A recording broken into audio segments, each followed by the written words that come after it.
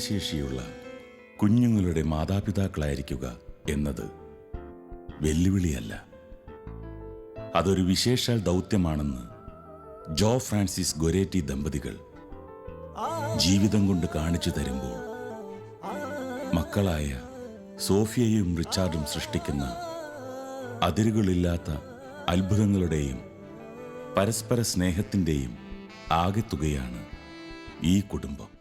കേൾവിയില്ലാത്തൊരു കുട്ടിയെ ഞങ്ങൾ കണ്ടിട്ട് പോലുമില്ല, കേട്ടിട്ട് പോലുമില്ല. ആ സാഹചര്യത്തിലാണ് ഇങ്ങനൊരു കുട്ടി നമ്മുടെ വീട്ടിലുണ്ടാവാൻ നമ്മൾ ചിന്തിക്കുന്നില്ലല്ലോ. ആരോടും പരിഭവങ്ങളില്ലാതെ ഈ ദമ്പതികൾ യാത്ര തുടർന്നു. ആ യാത്ര ഇന്നെത്തി നിൽക്കുന്നത് ലോക മത്സരവേദിയിലാണ്. ദൈവം ഞങ്ങളെ ഏൽപ്പിച്ച വലിയൊരു ഉത്തരവാദിത്വമായിട്ടാണ് ഞങ്ങൾ ഇതിനെ കണ്ടതും ഞങ്ങളിതിനെ സഹിച്ചതും. ജീവിതം ഞങ്ങൾക്കൊരു ചോദ്യചിഹ്നമായി എന്ന് തന്നെ പറയാമെന്ന്. ഇനി മുന്നോട്ട് പോകണോ, എന്ത് ചെയ്യണം, എന്താകണം, ഒന്നും അറിയാൻ പാടില്ല. മുമ്പിൽ മൊത്തം അന്ധകാരം മാത്രമായിരുന്നു, ഒന്നും അറിയില്ല. Just blind. ബട്ട് എങ്ങനെയോ ആ ഒരു ധാരണ, ആ ഒരു വല്ലാത്ത ആ ഒരു സിറ്റുവേഷൻ എങ്ങനെ ഓവർകം ചെയ്തെന്നുള്ളത് എനിക്ക് ഇപ്പോഴും അറിയില്ല. അതും ദൈവത്തിൻ്റെ പദ്ധതിയിൽ പെട്ടതായിരിക്കും. ദാമ്പത്യ ജീവിതത്തിൽ മക്കൾ ദൈവത്തിൻ്റെ ദാനമാണെന്ന് ഇവർ അടിവരയിട്ട് പറയുമ്പോഴും ആറ്റുനോറ്റിരുന്ന് കിട്ടിയ മക്കൾ ബധിരരും മൂകരുമാണെന്നറിഞ്ഞപ്പോൾ ഈ ദമ്പതികളുടെ ഹൃദയാകാശത്തിലും നിരാശയുടെ കാർമേഘങ്ങൾ ഇരുണ്ടുകൂടി. എങ്കിലും ദൈവാശ്രയബോധം കൈവടിയാതിരുന്ന ഇവർക്ക് ലഭിച്ച പുത്തനുണർവ് മക്കളെ ഉയരങ്ങൾ കീഴടക്കാനുള്ള ഉറച്ച മനസ്സിന് ഉടമകളാക്കി.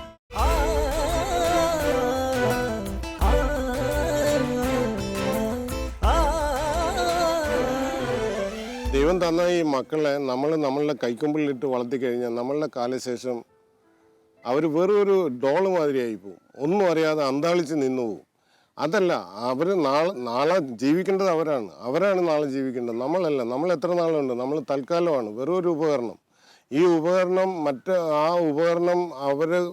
ഉപകരണം കൊണ്ട് മറ്റുള്ളവർക്ക് എന്തെങ്കിലും ഒരു പ്രചോദനം ഉണ്ടാകുക എന്നുള്ളതാണ്. എൻ്റെ മനസ്സിൽ ഒന്നേ ഉണ്ടായിരുന്നുള്ളൂ, അവർ ഈ സമൂഹത്തിൻ്റെ മുമ്പിൽ അല്ലെങ്കിൽ ഏതൊരു അവസ്ഥയിൽ ഏതൊരു സാഹചര്യത്തിലും അന്താളിച്ച് നിന്നു പോകരുത്, പകച്ചു പോകരുത്. അവർ അറിയില്ല ഇതെങ്ങനെ ഫേസ് ചെയ്യണമെന്നുള്ളൊരു കൺഫ്യൂഷൻ അവർക്ക് ഒരിക്കലും ഉണ്ടായിക്കൂടാ എന്നുള്ളത് വളരെ നിർബന്ധമായിരുന്നു.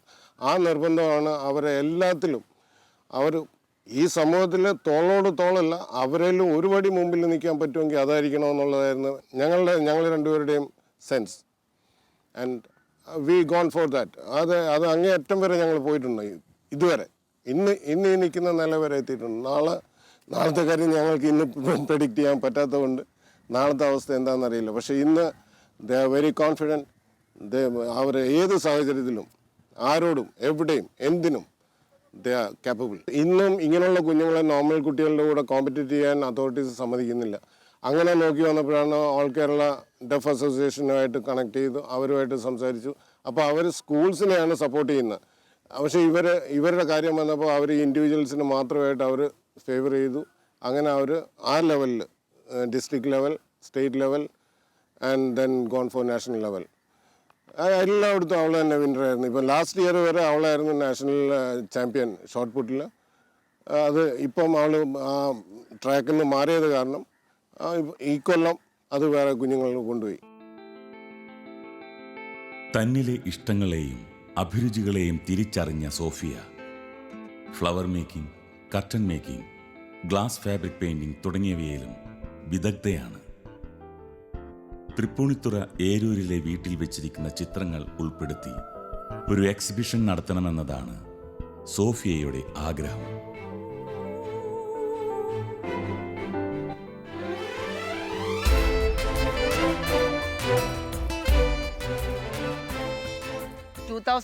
വരെ ഷോർട്ട് പുട്ടിലൊക്കെ നമ്മൾ കോമ്പറ്റ് ചെയ്തു. അതിനുശേഷമാണ് നമുക്കൊരു തോന്നൽ. അപ്പോൾ അതിനിടയ്ക്ക് നമ്മൾ രാജുപോൾ സാറ്, കോതമംഗലം രാജുപോൾ സാറിൻ്റെ സ്കൂളിലേക്ക് പോയി. ഒരു 7ാം ക്ലാസ് വരെയാണ് അവിടെ പഠിച്ചത് ഭവൻസിൽ. അപ്പോൾ CBSE സിലബസ് അല്ലേ, അപ്പോൾ കുറേ ടഫായിട്ട് വരുന്നുണ്ട്. ഇവർ ഒരുപാട് ഹാർഡ് വർക്ക് ചെയ്യും മോള്.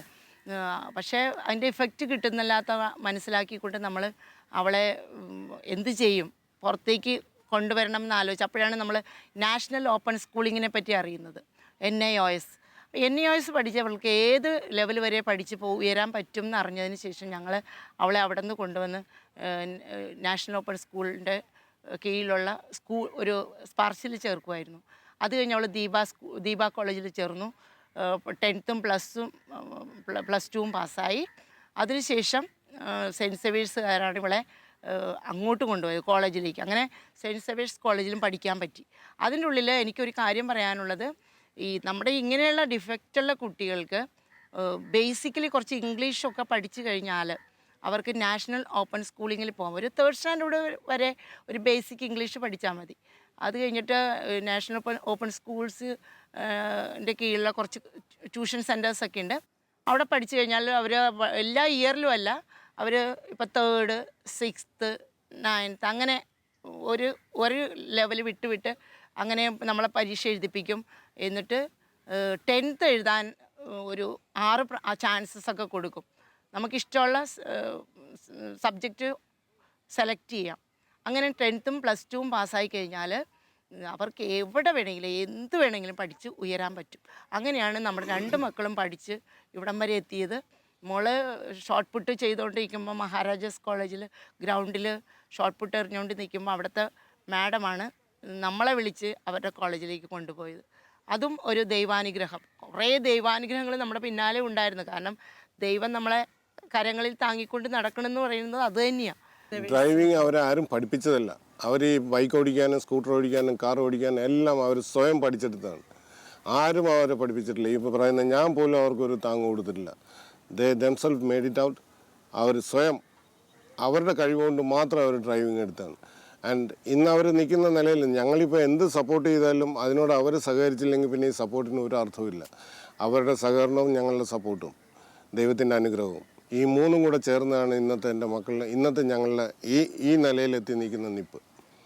നമ്മൾ ഇനി ആ 2010 വരെ നമ്മൾ ഷോർട്ട് പുട്ടൊക്കെ ചെയ്തു. അതുവഴി ലോകത്ത് ഇതുവരെയും ഈ ട്രാക്കിൽ നിന്ന് റാമ്പിലേക്ക് ആരെങ്കിലും വന്നിട്ടുണ്ടോ എന്ന് അറിയില്ല, യാദൃശ്ചികം അത് അറിയില്ല. പക്ഷേ മോള് 2010 വരെ ട്രാക്കിലും അത് കഴിഞ്ഞിട്ടാണ് റാമ്പിലേക്ക് വന്നത്. ആ റാമ്പിൽ അവൾ 2010 തൊട്ട് ഇപ്പോഴും റാമ്പിലുണ്ട്. ഇപ്പോഴും റാമ്പിലുണ്ട്. അത് കഴിഞ്ഞ് ഇപ്പോൾ അവൾ ബൈക്ക് റേസിന് പോകുന്നു. അപ്പം അവൾ വന്നിരിക്കുന്ന ഫീൽഡ് അവൾ ട്രാക്കിൽ നിന്ന് റാമ്പിൽ വന്നു, റാമ്പിൽ നിന്ന് റേസിംഗ് ട്രാക്കിലേക്ക് വന്നു. റേസിംഗ് ട്രാക്ക് അവിടെയും ലോകത്ത് ആദ്യമായിട്ടാണ് ഇങ്ങനെയുള്ള 2 കുഞ്ഞുങ്ങൾ റേസിംഗ് ട്രെയിനിങ്ങിന് പോലും പോകുന്നത്. ആരും ഇതുവരെ അറ്റംപ്റ്റ് ചെയ്തിട്ടില്ല. വണ്ടി ഓടിക്കുമായിരിക്കും, പക്ഷേ റേസിംഗ് ട്രാക്കിലേക്ക് ആരും ഇറങ്ങിയിട്ടില്ല. And they are the first with it. പിന്നെ നമ്മൾ ഫാഷനിൽ വരുമ്പോൾ നമ്മളെ ഫാഷനിലേക്ക് വന്നെന്ന് വെച്ചാൽ എങ്ങനെയാണ് ഇങ്ങനെ ഈ കുട്ടികളെങ്ങനെ ഫാഷൻ രംഗത്തേക്ക് വരാൻ പറ്റും എന്നതിനെ പറ്റി ആലോചിച്ചുകൊണ്ടിരിക്കുമ്പോഴാണ് ഞങ്ങളൊരു ആഡ് എടുക്കാൻ വേണ്ടി ആരോ വിളിച്ചു. മോള് നല്ല ഹാഫ് സാരി കൊടുത്ത് നിന്നപ്പോൾ നല്ല ഭംഗിയുണ്ടായിട്ട് തോന്നി. കുറച്ച് ടോളും ആയിരുന്നല്ലോ, അപ്പോൾ നല്ല ഫിഗറും ഉണ്ടായിരുന്നു. അങ്ങനെ കുറച്ച് ഫോട്ടോസ് എടുപ്പിച്ച് നോക്കിയപ്പോൾ നന്നായിട്ട് ഞങ്ങൾക്ക് തന്നെ തോന്നി. അപ്പോൾ പപ്പ ചോദിക്കായിരുന്നു ഇതെങ്ങനെയാണ് ഈ രംഗത്തേക്ക് നമുക്ക് വരാൻ പറ്റുക. അങ്ങനെ ഞങ്ങൾ ഒരു ഫോട്ടോഷൂട്ടിന് വേണ്ടി, ശരിക്കും ആ ഫോട്ടോഷൂട്ട് അത്ര നല്ലതല്ല എങ്കിൽ പോലും കുറച്ച് പേരെ പരിചയപ്പെടാൻ പറ്റി അല്ലേ. ഒരു പ്രൊഫൈൽ ഉണ്ടാക്കാൻ വേണ്ടിയിട്ട് ശ്രമിച്ചു. ആ പ്രൊഫൈൽ കാര്യം ഇവരെന്ന് പറഞ്ഞു കഴിഞ്ഞാൽ ഇവരുടെ ലെവൽ ഓഫ് കോൺഫിഡൻസ് നമ്മൾ എപ്പോഴും ഒരു എബോവ് ആവറേജിൽ നിർത്തിയില്ലെങ്കിൽ പെട്ടെന്ന് ഇവർ ഡൗൺ ആയി പോകും.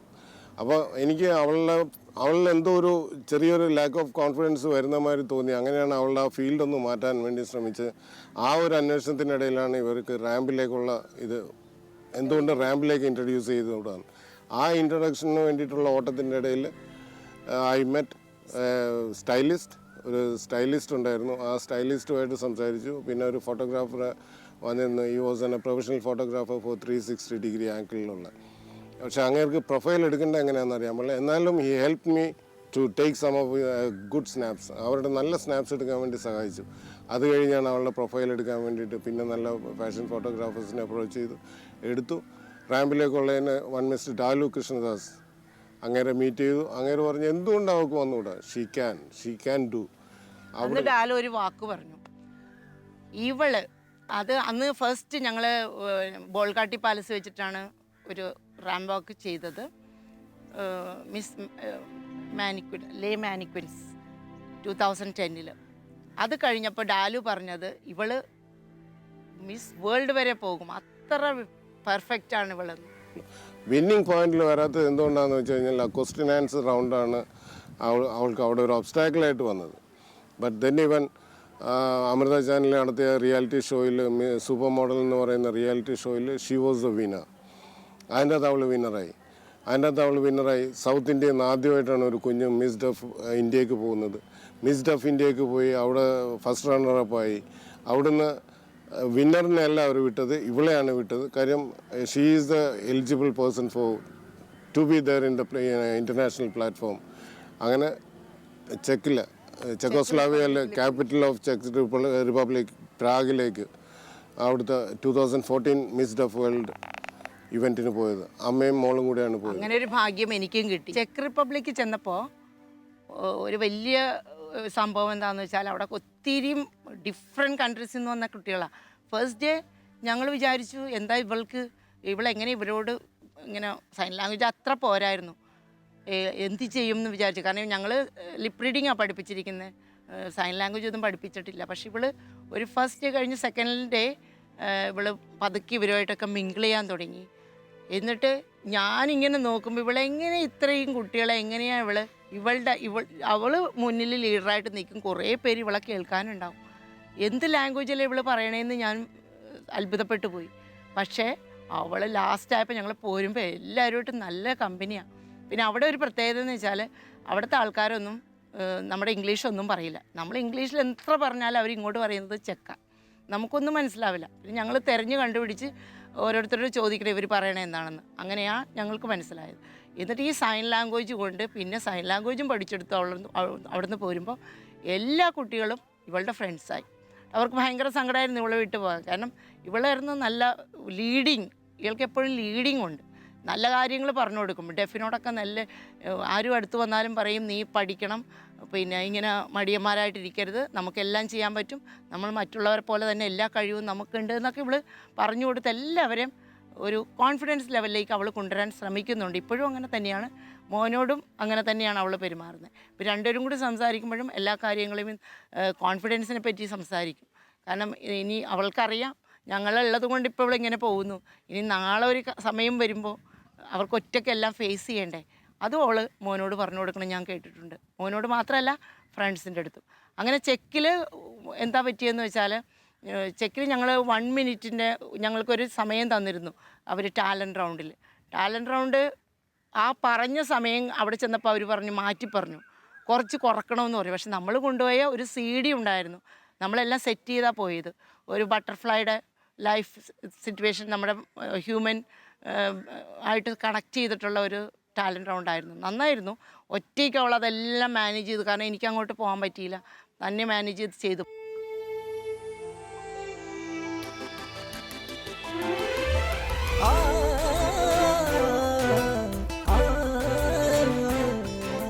ഞങ്ങൾക്ക് മറ്റുള്ള മാതാപിതാക്കളോട് പറയാനുള്ളത്, ഇങ്ങനെയുള്ള കുഞ്ഞുങ്ങളുടെ മാതാപിതാക്കളോട് പറയാനുള്ളത്, നിങ്ങൾ ഒരിക്കലും നിങ്ങൾക്ക് കിട്ടിയ അനുഗ്രഹത്തെ ഓർത്തോ നിങ്ങൾക്ക് കിട്ടിയ ദാനത്തെ ഓർത്തോ നിരാശപ്പെടരുത്.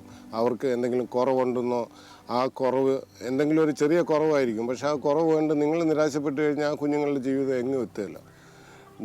നിങ്ങളാണ്, നിങ്ങളുടെ സപ്പോർട്ടാണ്, നിങ്ങളാണത് ചെയ്യേണ്ടത്. നിങ്ങൾ എത്രമാത്രം ആത്മാർത്ഥമായിട്ട് അവരുടെ കൂടെ അവരെ സപ്പോർട്ട് ചെയ്യുന്നു,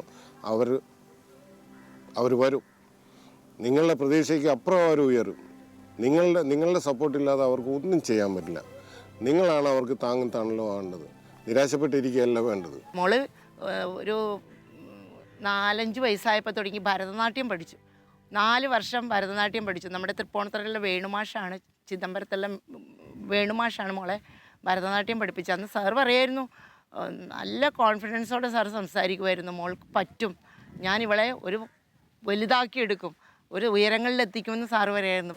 മോനെ പറ്റി പറയുകയാണെങ്കിൽ അവൻ ഒരു നല്ല കമ്പാനിയൻ ആയിരിക്കണമെന്ന് ആഗ്രഹിച്ചിരുന്നു. പക്ഷേ അത് ഞാൻ ആഗ്രഹിച്ചതിനേലും എത്രയോ മടങ്ങാണ് അവൻ്റെ സഹകരണം. അവർ തമ്മിലാണ് അവരുടെ കാര്യങ്ങൾ അവർ തമ്മിൽ ആലോചിക്കുക, അവർ തമ്മിൽ ഡിസ്കസ് ചെയ്യുക. അവൻ്റെ ആഗ്രഹങ്ങൾ അവളോട് ഷെയർ ചെയ്യുക, അവളുടെ ആഗ്രഹങ്ങൾ അവനോട് ഷെയർ ചെയ്യുക. രണ്ടുപേരും കൂടെ അതിനെപ്പറ്റി ഇൻട്രാക്ട് ചെയ്തിട്ട് നല്ലതാണോ ശരിയാണോ തെറ്റാണോ എന്താണെന്നുള്ളത് അവർ തീരുമാനിച്ച് ആ തീരുമാനത്തിൻ്റെ ഔട്ട്കമാണ് ബാക്കി പിന്നെ ഉള്ള അവരുടെ മുന്നോട്ടുള്ള യാത്ര. അവരുടെ കാര്യങ്ങൾ അവർ തമ്മിൽ തന്നെയാണ് ഇൻട്രാക്ട് ചെയ്യുന്നത്. അവർക്ക് ഒരു പരിധി വെച്ചിട്ടുണ്ട്. അവർക്ക് പറ്റുന്നില്ല എന്ന് കാണുമ്പോഴത്തേക്ക് അവരുടെ കാര്യങ്ങൾ ഞങ്ങളോട് പറയും, ഞങ്ങളോട് ഷെയർ ചെയ്യും. ഞങ്ങളല്ലാകുന്ന സപ്പോർട്ട് ഞങ്ങളും ചെയ്തു കൊടുക്കും. ഇപ്പം അവൻ്റെ ഇഷ്ടമായിരുന്നു റേസിന് പോകണമെന്നുള്ളത്, അവൻ്റെ താല്പര്യമായിരുന്നു. അവൻ വളരെയധികം ആഗ്രഹിച്ചിരുന്നു. എന്നോട് പല പ്രാവശ്യം പറഞ്ഞു, ഞാൻ അതിനുവേണ്ടി പല വാതിലുകൾ മുട്ടി. പക്ഷേ പലരും ഞങ്ങളെ വളരെ മാന്യമായിട്ട് പരിഹസിച്ചവരുണ്ട്, കളിപ്പിച്ചവരുണ്ട്, ഞങ്ങളെ നിഷേധിച്ചവരുണ്ട്. പക്ഷേ അപ്പോഴൊന്നും ഞാൻ അവരോട് പറഞ്ഞു, നിങ്ങൾ വിഷമിക്കണ്ട, ഇന്നല്ലെങ്കിൽ നാളെ you will be there in track. നമുക്ക് നോക്കാം, ദൈവമകളിലുണ്ടെങ്കിലും നിങ്ങളുടെ ആഗ്രഹങ്ങൾക്ക് അങ്ങേര് എന്തായാലും നിങ്ങൾക്കൊരു വഴി കാണിച്ചു തരും, നമുക്ക് നോക്കാമെന്ന് പറഞ്ഞു. യാത്ര തുടർന്നു. എനിക്ക് ബാംഗ്ലൂരിൽ നിന്ന് അപെക്സ് എന്ന് പറഞ്ഞ റേസിംഗ് അക്കാദമിയിൽ അവിടുത്തെ മിസ്റ്റർ സുരേഷിനെ കണ്ടു. സുരേഷുമായിട്ട് സംസാരിച്ചു. സുരേഷ് പറഞ്ഞ് why not, will try for it, നമുക്ക് നോക്കാം, വരട്ടെ. ഇപ്പം ദൈവാനുഗ്രഹത്താൽ അവർ 3ാമത്തെ ലെവലെത്തിപ്പോൾ റേസ് ട്രാക്കിൽ ട്രെയിനിങ്ങിൽ. ഇനി ദൈവം അനുഗ്രഹിച്ചാൽ എല്ലാം നന്നായി പോവുകയാണെങ്കിൽ, എല്ലാം ഭംഗിയായി തീരുകയാണെങ്കിൽ അവർ ഈ കൊല്ലം ജൂൺ ഓർ അടുത്ത കൊല്ലം റേസ് ട്രാക്കിൽ പ്രൊഫഷണൽ റേസേഴ്സായിട്ട് ട്രാക്ക് സൂട്ടണിയവർ. ഇതിനെല്ലാത്തിലും ഉപരിയായിട്ട് നമ്മൾ നമ്മുടെ കുട്ടികളെ വിശ്വാസത്തിൽ വളർത്തണം എന്നുള്ളതാണ്. ചെവി കേൾക്കാത്ത സാഹചര്യത്തിൽ അവർക്ക് പള്ളിയിൽ പോകാൻ ഭയങ്കര പോയാൽ അവിടെ ഡിസ്റ്റർബൻസ് ആയിരുന്നു. പക്ഷേ നമ്മൾ കൂടെ കൊണ്ടുപോകണം, അവരെ കൊണ്ട് അവിടെ നിർത്തി അത് കാണിക്കണം. എന്നാലേ ആ വിശ്വാസത്തിൽ അവർ വളർന്നു വരുള്ളൂ എന്നുള്ളത് സാഹചര്യത്തിൽ കൂടി നമുക്ക് മനസ്സിലായിട്ടുണ്ട്. ഇപ്പം ഒരു വണ്ടി എടുക്കുന്നതിന് മുമ്പായിട്ടും അവൻ നന്നായിട്ട് പ്രാർത്ഥിച്ചിട്ട് തന്നെയാണ് അത് മുന്നോട്ട് എടുക്കുന്നത്. അതുപോലെ തന്നെ വീട്ടിൽ നിന്ന് ഇറങ്ങുമ്പോഴും കയറുമ്പോഴും പ്രാർത്ഥിച്ചുകൊണ്ട് അതൊക്കെ അവർക്ക് അപ്പയിൽ നിന്ന് കിട്ടിയിട്ടുള്ള കുറേ എക്സ്പീരിയൻസാണ്. പിന്നെ അങ്ങനെ പറഞ്ഞു വരുമ്പോൾ വളരെ ചെറിയ സമയത്ത് ഒരു 3ാം ക്ലാസ്സിലൊക്കെ പഠിക്കുന്ന സമയത്ത് അവൾ ഈശോയെ കാണുമെന്ന് പറയുമായിരുന്നു. ഞാനത് അത്ര വലിയ കാര്യമായിട്ട് എടുത്തിട്ടുണ്ടായിരുന്നില്ല. വൈകുന്നേരം ആകുമ്പോൾ അവൾ കുളിച്ച് റെഡിയായി പൗഡറൊക്കെ ഇട്ട് മിടുക്കിയായിട്ടൊക്കെ നടക്കും. അപ്പോൾ ചോദിച്ചു, എന്ന് നീ രാത്രി ഒരുങ്ങണേന്ന് ചോദിക്കുമ്പോൾ അവൾ പറയും, എനിക്കിന്ന് ഈശോയെ കാണാനുള്ളതാന്ന് പറയും. അങ്ങനെ രാത്രി സമയത്ത് എപ്പോഴും ഇവൾ അതിനോടൊരു നമുക്കറിയില്ല അത് എന്തുമാത്രമാണെന്ന്, പക്ഷെ അവൾ എന്തോ അത് കാണുന്നുണ്ടായിരുന്നു. അതിൻ്റെ ഒരു ഇതായിട്ട് എനിക്ക് ഒരു സംഭവം പറയാനുള്ളത്, എനിക്കൊരു അസുഖം വന്നു. എല്ലാവരും ഒന്ന് ക്യാൻസറാന്നൊക്കെ പറഞ്ഞിട്ടൊരു മുഴ വന്നതാണ്. അത് വന്നപ്പോഴത്തേക്ക് എല്ലാവരും ഡോക്ടേഴ്സ് തന്നെ അത് ക്യാൻസറാന്നൊക്കെ പറഞ്ഞ് ഹോസ്പിറ്റലിൽ പോയപ്പോഴത്തേക്കും ആ സമയത്ത് കുട്ടി ഭയങ്കരമായിട്ട് വിഷമിച്ചു. ഇവളുടെ ഒരു വിചാരമുണ്ട്, അമ്മയില്ലെങ്കിൽ എനിക്ക് ജീവിക്കാൻ പറ്റുമോ എന്ന് തന്നെ. അത്ര ഒരു നമ്മളോട്ട് അടുത്ത് നിൽക്കുന്ന ഒരു സമയമായിരുന്നു. അങ്ങനെ ഇവൾക്കിത് മനസ്സിലായപ്പോൾ വളരെയധികം പ്രാർത്ഥിച്ചു. അവൾ എൻ്റെ അടുത്ത് വന്നിട്ട് പറയുന്നുണ്ടായിരുന്നു, ഞാൻ ഈശോയെ കണ്ടു, ശരിക്കും കുഴപ്പമൊന്നുമില്ല, അമ്മ പേടിക്കണ്ട, ഒരു കുഴപ്പമില്ല എന്ന് പറഞ്ഞു. അതേപോലെ തന്നെ നമ്മൾ ഭയപ്പെട്ട പോലെ എല്ലാം വളരെ ഒന്നും അത്ര വല്ല കാര്യമാകാതെ നിസ്സാരമായിട്ട് ആ സംഭവം പോയി. അതിനെപ്പറ്റി നമ്മൾ കൂടുതലൊന്നും ചെയ്തിട്ടില്ല. എന്നാൽ തന്നെയും ഒരു ആ വിശ്വാസത്തിന് പുറത്ത് എനിക്ക് തോന്നുന്ന ഇവളുടെ പ്രാർത്ഥനയും ഇവളുടെ ആ മനസ്സിൻ്റെ ഇതുകൊണ്ടാണെന്ന് തോന്നുന്നത് ഞാനന്ന് രക്ഷപ്പെട്ടു പോകുന്നതെന്ന് എനിക്ക് തോന്നുന്നു. മക്കളുടെ ആഗ്രഹ പൂർത്തീകരണത്തിനായി ഇറങ്ങിത്തിരിച്ച ജോ ഫ്രാൻസിസ് ഗൊരേറ്റി ദമ്പതികൾക്ക് അനേകം പ്രതിബന്ധങ്ങളെ മറികടക്കേണ്ടതായി വന്നിട്ടുണ്ട്. പല വിധത്തിലുള്ള തിരസ്കരണങ്ങൾ ഏറ്റുവാങ്ങിയപ്പോഴും ഈ മാതാപിതാക്കൾ മക്കളുടെ ആഗ്രഹങ്ങളെ പാതി വഴിയിൽ ഉപേക്ഷിക്കാൻ തയ്യാറായിരുന്നില്ല. അത് നേടിയെടുക്കുന്നതുവരെ അവർ പോരാടി.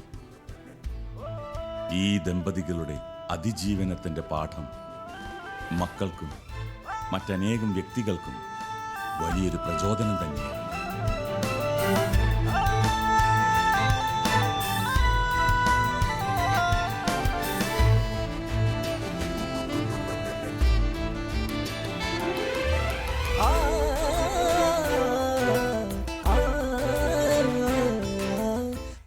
ഒരു പിതാവെന്നുള്ള നിലയ്ക്ക് എനിക്ക് പറയാനുള്ളത് എൻ്റെ അനുഭവങ്ങളും, അതായത് മക്കളുടെ കാര്യങ്ങൾക്ക് വേണ്ടിയിട്ട് നമ്മൾ പലരെയും ഫേസ് ചെയ്യേണ്ടി പലരെയും മീറ്റ് ചെയ്യേണ്ടി വരാറുണ്ട്, പലരിടത്ത് പോകേണ്ടി വരാറുണ്ട്. ഗവൺമെൻറ് ഓഫീഷ്യൽസിൻ്റെ അടുത്തും ഗവൺമെൻറ് ഓർഗനൈസേഷൻസിൻ്റെ അടുത്തും എല്ലായിടത്തും തന്നെ നമ്മളാണ് അവർക്ക് വേണ്ടി പോകേണ്ടത്. പക്ഷെ അവിടെ ചെല്ലുമ്പോഴത്തേക്കും നമുക്ക് പലരിൽ നിന്നും വ്യത്യസ്തമായ അനുഭവങ്ങളാണ് കിട്ടുന്നത്. ചിലർ നമ്മളെ പരിഹസിക്കും, ചിലർ നമ്മളെ പുച്ഛിക്കും, ചിലർ നമ്മളെ നിഷേധിക്കും, ചിലർ നമ്മളോട് വളരെ മോശമായിട്ട് പെരുമാറിയിട്ടുള്ളവരുണ്ട്. എന്നാൽ ഈ കൂട്ടത്തിൽ വളരെ ആത്മാർത്ഥമായിട്ട് നമ്മളോട് സഹകരിച്ച് നമ്മളെ സഹായിച്ച വ്യക്തികളുമുണ്ട്. ഒരിക്കലും ആ വ്യക്തികളെ ഞാൻ മറക്കില്ല. അപ്പോൾ എനിക്ക് പറയാനുള്ള എന്താണെന്ന് വെച്ച് കഴിഞ്ഞാൽ നമ്മളാണ് അവർക്ക് വേണ്ടി സംസാരിക്കേണ്ടതും നമ്മളാണ് അവർക്ക് വേണ്ടി മുന്നോട്ട് കൊണ്ടുപോകേണ്ടതും. അപ്പോൾ മറ്റുള്ളവരെന്ത് പറയുന്നു, അവരെന്ത് വിചാരിക്കുന്നു, അവരെന്ത് പറയുന്നു, അവരെന്ത് കാണിക്കുന്നു എന്നുള്ളതല്ല നമ്മൾ എടുക്കേണ്ടത്. നമ്മളുടെ മക്കൾക്ക് എന്ത് ചെയ്യാൻ പറ്റും അത് മാത്രമേ നമ്മളുടെ തലയിൽ ഉണ്ടാകാൻ പറ്റുള്ളൂ. അല്ലാതെ നമ്മൾ മറ്റുള്ളവർ അവരിങ്ങനെ പറഞ്ഞു. ഇപ്പോൾ എൻ്റെ മക്കളുടെ ലൈസൻസിന് വേണ്ടി പോയപ്പോഴത്തേക്ക് എന്നോട് RTO ചോദിച്ചതാണ്, എല്ലാം ഉള്ള നമ്മളെ കൊണ്ട് പറ്റുന്നില്ല, പിന്നെയാണ് ഈ കേൾവിയില്ലാത്ത കുഞ്ഞുങ്ങൾക്ക് വേണ്ടി താൻ എന്ത് അപ്പനാന്ന് ചോദിച്ച ആൾക്കാർ വരെ ഉണ്ട്. പക്ഷേ അവരുടെ ടെസ്റ്റ് കഴിഞ്ഞ് റോഡ് ടെസ്റ്റും കഴിഞ്ഞപ്പോഴത്തേക്ക് ഈ പറഞ്ഞ വ്യക്തി ഇറങ്ങി വന്ന് എന്നിട്ട് എന്നോട് വന്നിട്ട് പറഞ്ഞു, ക്ഷമിക്കണം, ഞാൻ അറിയാതെ പറഞ്ഞു പോയത് ഒരബദ്ധം പറ്റിയെന്ന്. അപ്പോൾ നമ്മൾ മറ്റുള്ളവരുടെ വാക്കുകൾ കൊണ്ടും പ്രവൃത്തികൾ കൊണ്ടും അവർക്ക് നമ്മളോട് കാണിക്കുന്ന രീതികൾ കണ്ട് തളരുകയല്ല വേണ്ടത്, അതൊന്ന് പ്രചോദനം ഉൾക്കൊള്ളുക വേണ്ടത്. അതൊന്നൊരു വാശി നമുക്കുണ്ടാവണം. ഈ പറഞ്ഞവരോട് നമ്മൾ മറുപടി പറയേണ്ടത് നമ്മളുടെ മക്കളെ പ്രവർത്തിച്ച് കാണിച്ചു കൊടുക്കുമ്പോഴാണ് അതിൻ്റെ മറുപടി കിട്ടുന്നത്. The beauty comes out. നിരാശപ്പെടുകയല്ല വേണ്ടത്. ഇത് ദൈവം തന്ന അനുഗ്രഹം, ദൈവം തന്ന ദാനം, ആ ദാനത്തിനെ ആ അനുഗ്രഹങ്ങളെയും നമ്മൾ പുഷ്ടിപ്പിച്ചെടുക്കുക വേണ്ടത്. വൈകല്യമുള്ള കുഞ്ഞുങ്ങളെ റൂമിൽ അടച്ചിടുന്നതിനോട് ജോ ഫ്രാൻസിസ് ഗൊരേറ്റി ദമ്പതികൾക്ക് ശക്തമായ എതിർപ്പാണുള്ളത്. അവരെ പുറത്തു കൊണ്ടുവരണം. അവരുടെ സ്വപ്നങ്ങൾ സാക്ഷാത്കരിക്കണം. മാതാപിതാക്കളുടെ കാലശേഷം മക്കൾ സ്വന്തം കാലിൽ നിൽക്കാൻ അവരെ പ്രാപ്തരാക്കണമെന്നും ഇവർ പറയുന്നു.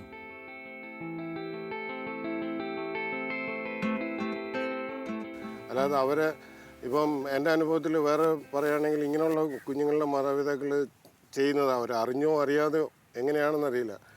വീട്ടിലൊരു ഗസ്റ്റ് വന്നു, ഇങ്ങനെ ഒരു കുഞ്ഞുണ്ടെങ്കിൽ ഉടനെ ആ കുഞ്ഞിനെ പിടിച്ച് മുറിയിലേക്ക് കൊണ്ടുപോയി പൂട്ടിയിടും. അവർ പുറത്ത് ഔട്ടിങ്ങിന് പോകും. ഔട്ടിങ്ങിന് പോകുമ്പോൾ മറ്റുള്ളവരെല്ലാം കൊണ്ടുപോകും, ഈ കുഞ്ഞിനെ മുറിയിലിട്ടിട്ട് പോകും. അവൻ്റെ മാനസികവും ശാരീരികമായിട്ടുള്ള വളർച്ച എങ്ങനെ ഉണ്ടാവില്ല. ദൈവം തന്ന ദാനമാണ്. നമ്മളെന്തിനാണ് നാണിക്കുന്നത്, നമ്മളെന്തിനാണ് പേടിക്കുന്നത്? നമ്മൾ മറ്റുള്ളവരല്ലല്ലോ ആ മറ്റുള്ളവർക്കല്ലല്ലോ ആ കുഞ്ഞുങ്ങളെ കൊടുത്തത്, നമുക്കാണ് തന്നത്. നമ്മൾ മറ്റുള്ളവരെ നോക്കേണ്ട കാര്യമില്ല, മറ്റുള്ളവരെ കേൾക്കേണ്ട കാര്യമില്ല. നമ്മളുടെ കുഞ്ഞുങ്ങൾക്ക് വേണ്ടി നമ്മൾ മുന്നോട്ട് പോവുക. And one day they will make you proud. തീർച്ചയായിട്ടും ഞാൻ പറയുന്നു, ഒരു ദിവസം അവർ നിങ്ങളുടെ അഭിമാനമായിട്ട് വരും. നിങ്ങളെന്ന് പറയുന്ന വ്യക്തികളെ അറിയപ്പെടുന്നത് അവരിൽ കൂടെ ആയിരിക്കും. അതിന് ഇഷ്ടംമാതിരി ഉദാഹരണങ്ങൾ ഈ ലോകത്തുണ്ട്. അതിൻ്റെ ഒരു ചെറിയ ഉദാഹരണമാണ് ഞങ്ങൾ ഇന്ന് അറിയപ്പെടുന്നത്. ഞങ്ങളുടെ മക്കളുടെ ത്രൂ ആണ് ഞങ്ങൾ അറിയപ്പെടുന്നത്. സോഫിയയുടെ പപ്പ, റിച്ചാർഡിൻ്റെ പപ്പ, മമ്മി, സോഫിയയുടെ മമ്മി. അല്ലാതെ ജോ എന്ന് പറയുന്ന വ്യക്തി ആർക്കും അറിയില്ല. ഞങ്ങൾ എത്ര സന്തുഷ്ടരാണ്. We are so proud of it and believe it. നിങ്ങളുടെ മക്കളെ വിശ്വസിക്കുക, അവരിൽ വിശ്വാസം അർപ്പിക്കുക. They will make you proud definitely. ഒരു അവസരത്തിൽ പുച്ഛിച്ച ആൾക്കാർ ഇന്ന് അവരെ വളരെ ബഹുമാനത്തോടും വളരെ ആദരവോടും കൂടിയാണ് അവരോട് പെരുമാറുന്നത്. കാര്യം അവരൊരിക്കലും വിചാരിച്ചിട്ടില്ല ഈ കുഞ്ഞ് ഇങ്ങനെ വരുമെന്നോ, അല്ല ഈ കുട്ടികൾ ഇത്ര നല്ല നിലയിലെത്തുമെന്ന്. നമ്മൾ എങ്ങനെ അവരെ സപ്പോർട്ട് ചെയ്യുന്നു, അതിൻ്റെ result will be they with it. അല്ലാതെ നമ്മൾ ഇത് കണ്ട് ശപിച്ചും ഇങ്ങനെ കിട്ടിയില്ലെങ്കിലും വേണ്ടിയില്ലായിരുന്നു, എന്തിനാ ദൈവം ഞങ്ങളിങ്ങനെ ശിക്ഷിച്ചത്, എന്തിനാ ഞങ്ങൾക്ക് ഇങ്ങനെ കുഞ്ഞുങ്ങളെ തന്നതെന്ന് ആലോചിക്കുന്നത് ആ കുഞ്ഞുങ്ങളോടുള്ള ഏറ്റവും വലിയ ക്രൂവാലിറ്റിയാണ്. അത് നമ്മൾ പൂർണ്ണമായിട്ടും മനസ്സുകൊണ്ട് ഉൾക്കൊണ്ട് നമ്മൾ മുന്നോട്ട് കൊണ്ടുപോയാൽ അവരായിരിക്കും നാളെ നമുക്കൊരു ഐഡൻറ്റിറ്റി ഉണ്ടാക്കി തരാം. അല്ലാതെ നമ്മളായിട്ട് നമുക്കൊന്നുമില്ല. നമ്മൾ ആരാണ്? നമ്മൾ ഓരോരോ ഉപകരണമാണ്. തൽക്കാലത്തേക്ക് ഒരു ഷോർട്ട് സ്പാൻ ഓഫ് ലൈഫ്, അത്ര തന്നെ. ഇത് കഴിഞ്ഞു കഴിഞ്ഞാൽ എന്തെന്നാണ് നാളെ ഞാനെവിടെയാണ്, അല്ലെങ്കിൽ ഞങ്ങളെവിടെയാണ്, അവരെവിടെയാണെന്ന് ആർക്കറിയാം? അവരുടെയാണ് ജീവിതം. അവർ ജീവിക്കണം. അവർ ജീവിച്ച് അവർ കാണിച്ചു കൊടുക്കണം സമൂഹത്തിന്. സമൂഹം അവരെ അക്സെപ്റ്റ് ചെയ്യും. ഇങ്ങോട്ട് വന്നില്ലെങ്കിലും വേണ്ടില്ല. If not today, tomorrow the society will come to them. ഞാൻ എൻ്റെ മക്കളോട് പറയുന്ന ഇതാണ്, നിങ്ങൾ മറ്റുള്ളവരെ എന്ത് കാണിക്കുന്നു, നിങ്ങളെ എന്ത് പെരുമാറുന്നു എന്ന് നിങ്ങൾ ഒരിക്കലും കണ്ട് ബോധറാകുകയോ ഡിപ്രസ്ഡ് ആകുകയോ വേണ്ട. You be your way, you be yourself. നീ നിൻ്റെ വഴിക്ക് പോവുക, അവർ വരും, വരുത്തിക്കണം. അവിടെയാണ് നിൻ്റെ കഴിവ് തെളിയിക്കുന്നത്. എൻ്റെ 2 മക്കളും ചെയ്യുന്നതാണ്.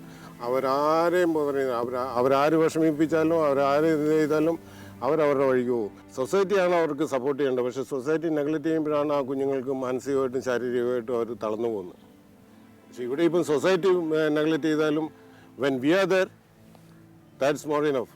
അവരുടെ പുറകിൽ അവർക്ക് താങ്ങായിട്ടുണ്ടെന്ന് അവർക്ക് വിശ്വാസം വന്നു കഴിഞ്ഞാൽ പിന്നെ അവർക്ക് സൊസൈറ്റി നോക്കേണ്ട കാര്യമില്ല. പല സന്ദർഭങ്ങളിലും അവർക്കെതിരായിട്ട് പെരുമാറിയ പല സന്ദർഭങ്ങളുണ്ട്. എല്ലാം വിവരിക്കാൻ നിന്ന് കഴിഞ്ഞാൽ അതും ഇതാണ്. പക്ഷെ നമുക്ക് ആ മോശമായിട്ടുള്ള സന്ദർഭങ്ങൾ വേണ്ട, നല്ല സന്ദർഭങ്ങൾ എടുത്താൽ പോരെ. നല്ല സന്ദർഭങ്ങൾ മാത്രം മതി. നമ്മൾ ആ വേദനിപ്പിക്കുന്നതോ അല്ലെങ്കിൽ വിഷമിപ്പിക്കുന്നതോ ഉള്ള അവസരങ്ങൾ നമ്മളെടുത്ത് മനസ്സിൽ വെച്ചിട്ടുണ്ട് നമ്മൾ നടന്നിട്ട് കാര്യമില്ല. പ്ലസൻ്റ് ആയിട്ടുള്ള കാര്യങ്ങൾ എടുത്ത് വെച്ചാൽ മതി. Will be boost up. And that's what. മാതാപിതാക്കളെ ഒരിക്കലും വിഷമിക്കരുത്. നിങ്ങളുടെ കുഞ്ഞുങ്ങളെ ഓർത്തോ, അവരുടെ നാളെ ഓർത്തോ. നിങ്ങൾ അവരുടെ കൂടെ നിൽക്കുക, നിങ്ങൾ അവരിൽ വിശ്വാസം അർപ്പിക്കുക. നിങ്ങൾക്ക് അവരിലും വിശ്വാസം ഉണ്ടാവണം. എന്നാലേ കാര്യങ്ങൾ സ്മൂത്ത് ആവുള്ളൂ. They will make out. No worry at all, no വെറി.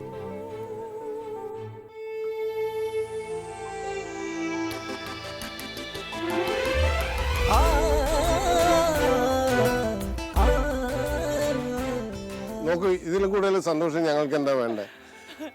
2 മക്കള് ഞങ്ങളെ കവർ ചെയ്യാൻ വേണ്ടി മാത്രം അവരായി. അവരുടെ സ്വന്തം കാര്യങ്ങൾ നോക്കാനും അവരുടെ സ്വന്തം കാര്യങ്ങൾക്ക് അവർ ഒറ്റയ്ക്ക് അവരുടെ കാര്യങ്ങൾ നേടിയെടുക്കാനും പ്രാപ്തരായ അവർക്കിപ്പം ഞങ്ങളുടെ സപ്പോർട്ടിൻ്റെ സമയം കഴിഞ്ഞു, പരിധി കഴിഞ്ഞു. They are well enough to take care. അതാണ് അവൾ പറയുന്നത്. Is it?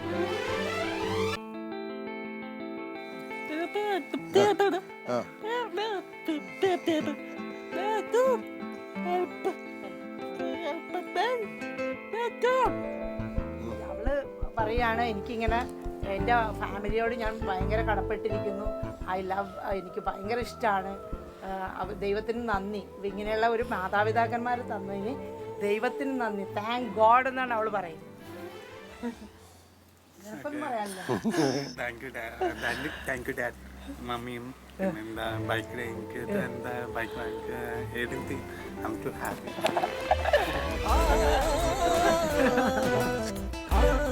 അവനും പറയാണ് ഇങ്ങനെ അവൻ്റെ ഇഷ്ടങ്ങളും അനിഷ്ടങ്ങളും എല്ലാം കണ്ടറിഞ്ഞ് അവനെ ഇതുവരെ ഹെൽപ്പ് ചെയ്ത എൻ്റെ അപ്പനും അമ്മയ്ക്കും ഒത്തിരി താങ്ക്സ്, ദൈവത്തിനും നന്ദി. പിന്നെ ആ ഒരു സ്നേഹം പങ്കുവയ്ക്കുകയായിരുന്നു. I love my family. Thank you very much papa mamma എന്ന് പറഞ്ഞത്. So this it.